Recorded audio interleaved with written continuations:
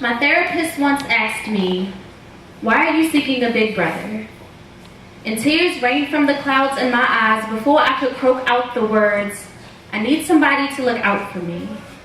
The only images I have of my brother are from pictures that have been mosaicked into counterfeit memories and silent movies recreated from stories my sister told me about the day his sickness first became apparent.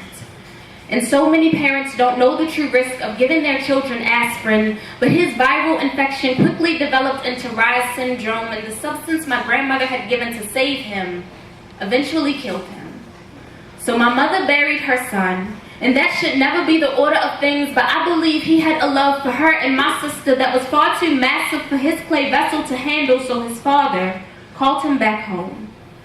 On the day of his funeral, my mother saw a bright light, she says, just had to be Jesus, swears that my brother told her that day everything would be all right. Sometimes when she looks at me,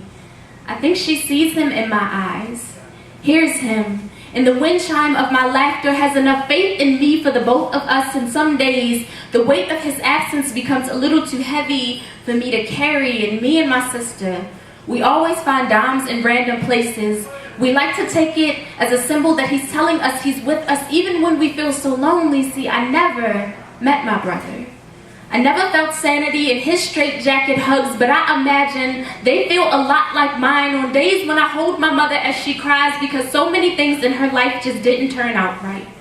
And though I could never be James Antoine Brooks, I wear his role so proudly, but most days I forget how to be the baby of my family, and it kills me how people you surrender the world for can just leave, and how in life we play these roles like family is a game and loyalty is not required, and I am so sick and tired of rolling dice that don't belong to me. Searching in vain for a man whose blood would have beat through his veins half the cadence of mine with an embrace strong enough to fuse the broken pieces of my heart back together in a voice that says, "Little sister."